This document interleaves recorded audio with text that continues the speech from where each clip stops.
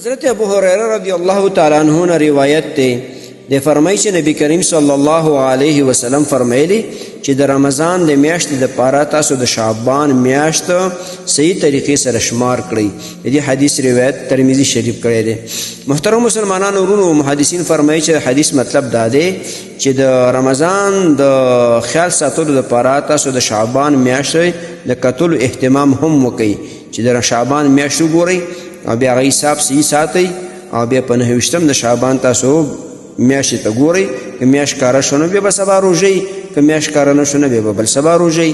نو دې وجې نه محترم مسلمانانو ورونو، دا دریم حدیث کې هم دا ثابته شوه چې د روژې د میاشتې د شروع دپاره او د ختمېدو دپاره د دارومدار قانون، ضابطه، اصول دا چې د میاشت کتل دي. دا به نه وایي چې دا د 2 شپو میاشت ده، دا د 3 میاشتو ده، نه، د 3 شپو ده یا د 2 شپو ده، دا به ځان نه وایي، بلکې دغه حدیث ته به ګوري او په کوم ملک چې ته اوسېږې د هغه ملک علماو چې څه فیصله کوله هغسې به کوي. په خپل سر عام خلکو په خپل سر باندې د یو ملک بل ملک سره نه اختر کولی شي نه روژه کولی شي. په کوم ملک کې چې اوسېږي د مسلمانانو ملک دی، مخکې مې ته خبره کړې وه چې یا به حکومت دا بندوبست کوي لکه سعودي عرب کې چې کوي، او یا به په هغه ملک شورا کمیټي وي هغه به بندوبست کوي. خو بهرحال چې ته په کوم ملک کې اوسېږي د هغه ملک د علماو د شوراو کمیټي ده یا حکومت په خپله بندوبست کوي، د هغه خبره به منې.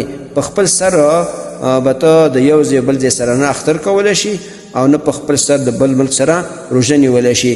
ځکه د حدیثو نه دا خبره معلومه شوه چې دارومدار د روژې چې دی د دې روژې دپاره قانون او اصول چې دي هغه میاشت کتل دي.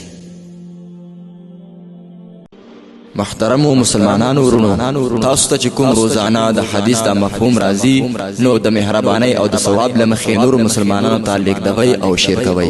والسلام. د دیوبندي مسلک حنفي کاروان سټوډیو لخوا وړاندې کیږي.